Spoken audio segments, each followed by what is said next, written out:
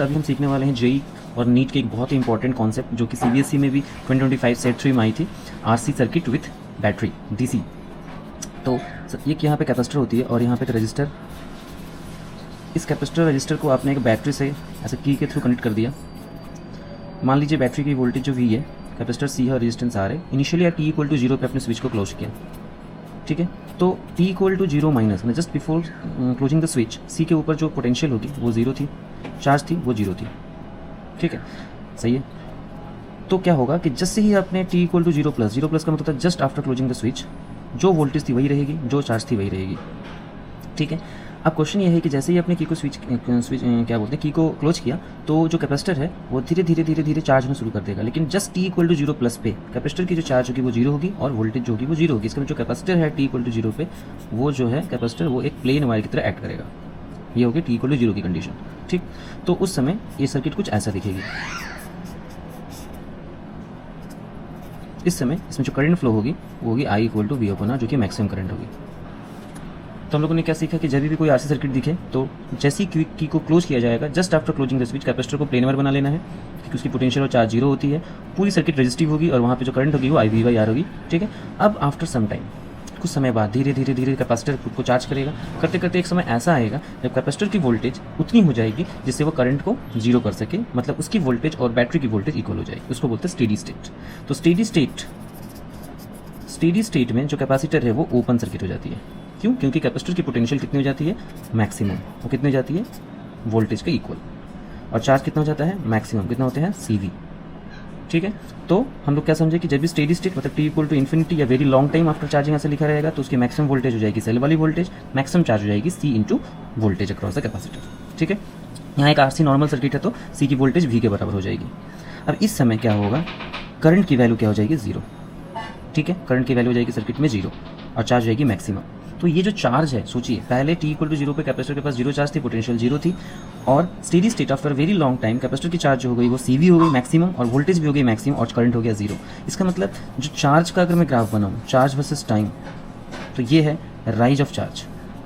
तो charge maximum कितना जाएगा? CV तक। और चार्ज अपनी मैक्सिमम औकात जो CV है उसका जो 63% होता है, 63% वो 1 टाइम कॉन्स्टेंट में अचीव कर लेता है। तो बोलोगे ये टाइम कांस्टेंट क्या है? तो किसी भी आरसी सर्किट का जो टाइम कांस्टेंट होता है वो होता है RC, C × R।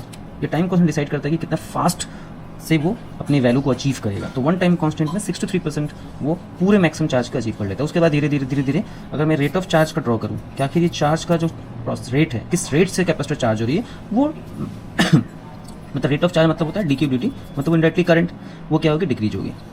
इसका मतलब ये नहीं कि चार्ज डिक्रीज हो रहा है, करंट की वैल्यू डिक्रीज होने का मतलब वो कि रेट ऑफ चार्जिंग जो है वो स्लो हो रही है, ये, ठीक है। तो ये हो गई करंट। तो यहाँ से ये हो गई कॉन्सेप्ट याद रखना है कि जब भी T0 बोले कैपेसिटर को प्लेन वायर बनाइए, सर्किट को सॉल्व कीजिए और वहाँ से I निकाल लीजिए।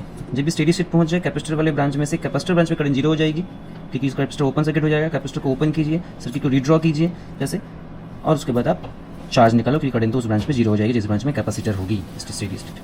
अब इसका एट एनी टाइम कोई टाइम पे अगर चार्ज की वैल्यू पूछे तो वो होती है Q = Qmax 1 - T/CR, ठीक है, जहाँ पे CR है टाइम कांस्टेंट, ठीक है। ये वैल्यू याद रखनी है। और अगर करंट पूछे एट एनी टाइम t, तो वो होगी I = Imax e⁻ T/CR। इसमें 1 नहीं है, इसको डिफरेंशिएट करो ये मिलेगी। तो ये हो गया करंट का ग्राफ, ये हो गई चार्ज की ग्राफ, ये हो गई चार्ज का एक्सप्रेशन, ये हो गया करंट का एक्सप्रेशन। अगर वोल्टेज पूछे, voltage capacitor at any time t, तो V = Q/C होता है। तो जो Q निकला है Qmax, उसको by C से डिवाइड कर दो। इस तरह चार्ज, करंट, वोल्टेज निकाल सकते हैं। फिर अगर पूछे कि एनर्जी निकाल के दिखाओ कैपेसिटर का, तो एनर्जी होगी कैपेसिटर की ½ CV²। तो ½ CV² में आप ये यूज कर सकते हो, जो कि VC है, फंक्शन ऑफ टी, उसका स्क्वायर कर दो। फिर पूछ सकता है कि बताओ जो कैपेसिटर है वो अपने 50% चार्ज कितने में अचीव। सवाल दे कि पहले कैपेसिटर को जैसे मैंने चार्ज कर दिया था बैटरी के थ्रू, अब क्या हुआ? उल्टा क्वेश्चन पूछ सकता है कि अब हमने स्विच को चेंज कर दिया, ठीक है, अब हमने स्विच को चेंज कर दिया, या फिर ऐसा बोला जाए कि बैटरी को रिमूव कर दिया। तो बैटरी को अगर मैं रिमूव कर दूँ और सिर्फ नॉर्मल से कनेक्ट कर दूँ, और ये कैपेसिटर ऑलरेडी Qmax तक चार्ज हो चुकी है, अब चार्जिंग के बाद डिस्चार्जिंग, डाउनफॉल का टाइम है।